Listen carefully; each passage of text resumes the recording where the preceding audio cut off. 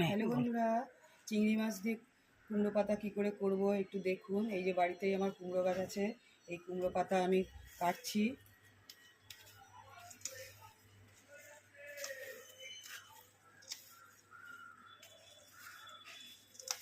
এই যে দেখুন চিংড়ি মাছের সাথে কী মশলায় কী নেব, চিংড়ি মাছ কুমড়ো পাতায় ভাপা সেটা একটু দেখুন।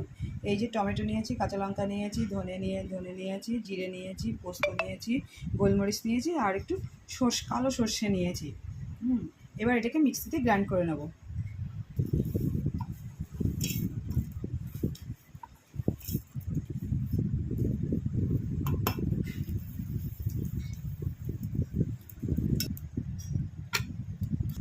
বন্ধুরা, একটু লবণ দিয়ে মশলাটাকে মাখিয়ে নেব হালকা।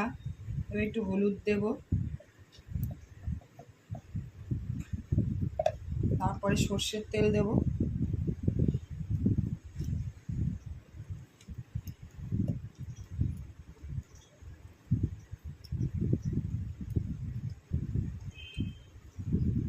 ভালো করে তেল দিয়ে মশলা দিয়ে মাখিয়ে নেব।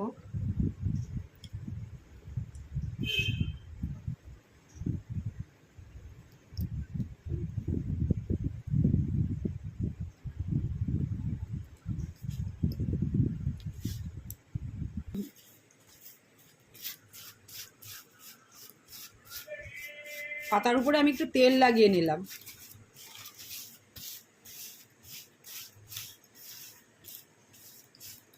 প্রত্যেকটা পাতাতে আমি আগে একটুখানি সর্ষের তেল মাখিয়ে রাখবো।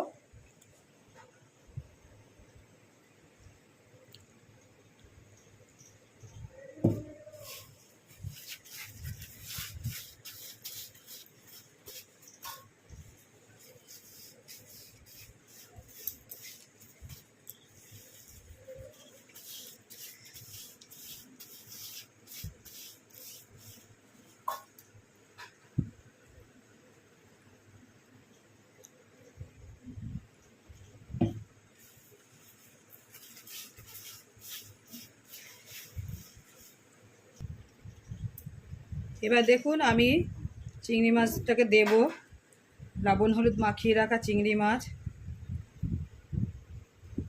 এক একটায় দুটো করে দেব। এবার এর উপরে আরেকটু মশলা দিলাম,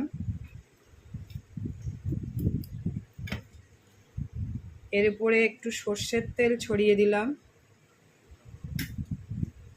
এবার একটা কাঁচা লঙ্কা দেব, এবার একটা গোটা লঙ্কা এর উপরে দেব, দিয়ে এটাকে ভালো করে মুড়িয়ে নেব।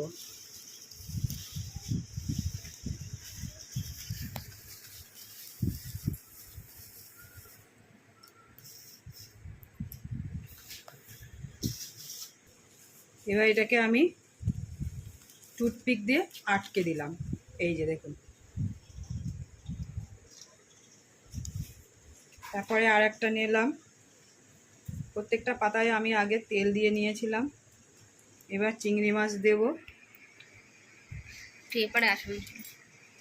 চিংড়ি মাছ দিলাম, এর উপরে আরেকটু মশলা দিয়ে দিলাম, এরপরে সামান্য একটু সর্ষের তেল দিলাম, এবার একটা গোটা কাঁচা লঙ্কা দিলাম। এবার এটাকে আমি সুন্দর করে মুড়িয়ে নেব। নিয়ে দেখুন বন্ধুরা, আমি একে একে সবগুলো পাতাকে এরকম করে মুড়ে নিয়েছি। আর কুমড়ো পাতার ডাগাগুলোকে আমি ইচ্ছাকৃত করে একটু লম্বা রেখেছি, যাতে খুলতে একটু খেতেও সুবিধা হয়। এবার আমি কি করব, এই দেখুন লোহার কড়াইতে জল দিয়েছি, জলটা ফুটছে। এর উপরে আমি এই থালাটাকে, এই যে দেখুন ফুটো ফুটো থালা, এরকম করে আমি বসিয়ে দিয়েছি। এই যে এবার আস্তে আস্তে হয়ে যাবে।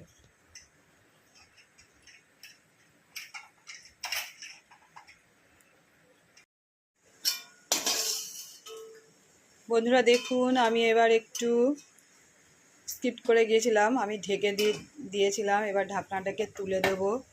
দেখুন সব নরম হয়ে গেছে। এই যে দেখুন খুব নরম হয়ে গেছে এক একটা। এই দেখুন সব নরম হয়ে গেছে। এবার